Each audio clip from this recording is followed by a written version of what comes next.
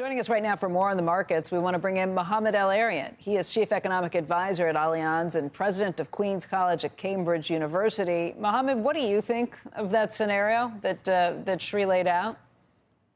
It wouldn't be my base case. It would be my risk scenario. We still haven't adjusted to higher rates. He pointed out commercial real estate. I would also point out a wall of maturity, of corporate maturities coming in 2025 that are going to start playing out in 2024 because companies will be keen to refinance. It is a risk, but it is not a base case that this will happen over the next 3 months.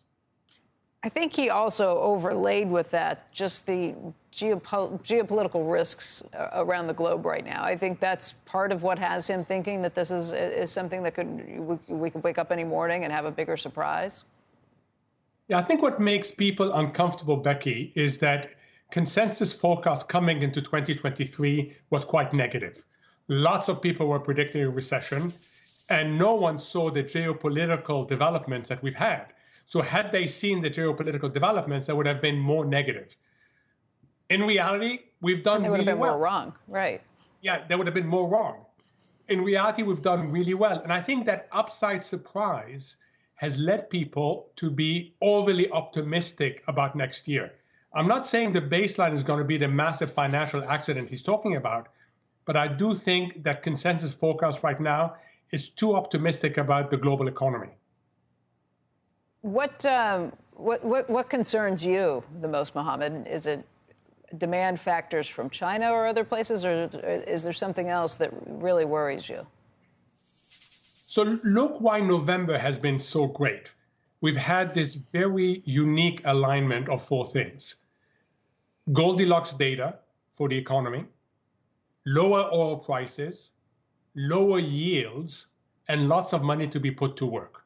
That is a unique alignment that has proven incredibly powerful. You showed NASDAQ up 11%, Dow up 7%, S&P up 9% in November alone. So if you look at that alignment and ask how long will it continue, three of these factors are facing headwinds. One, the Goldilocks data is unlikely to persist. Two, the yields are going to face significant debt auctions where the buyers are in question at these levels. And thirdly, I don't think OPEC Plus is going to stay quiet to see oil prices where they are now.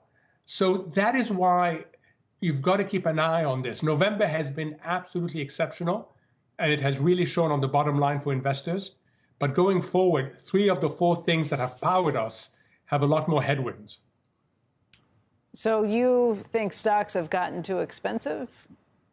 I think we've seen the major gains. The next few months, I'm not talking about major sell-offs, to be clear. I'm just talking about consolidating at these levels until we get clarity on the things I've mentioned. But there's still a lot of money to be put to work. That's the real positive here. Yeah, so money waiting on the sidelines anytime there is a pullback? Correct. And you're going to see it also in fixed income. There's an extension trade in maturity that hasn't yet happened because yields came down so quickly. So we're not talking about major sell-offs here. We're just talking about not repeating what has been an exceptional November. Okay. Mohamed, all in all, though, you don't sound like you're too worried about things. You sound like, okay, maybe it's not as strong as it's been to here, but you're not thinking that there's some massive sell-off necessarily. I don't. I do think consensus is too optimistic about the global economy for next year. And we can talk about the issues facing China and Europe, et cetera. But I don't foresee a major global recession, for example.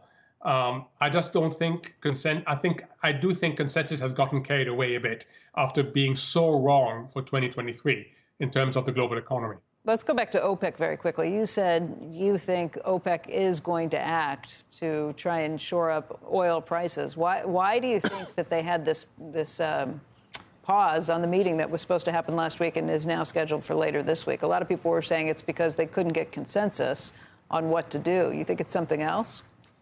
No, I think correct. I think Saudi doesn't want to be the swing producer.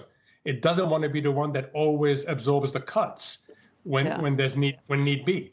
So they've done it, but I don't think they want to be portrayed as the reliable swing producer. And they want other producers to also take some cuts. Saudi has a major threat over everybody else, which is that it could remove its cuts, and then others would suffer even more. So I think what Saudi Arabia is looking for is for others to participate in cuts and for it not to carry the burden on its own.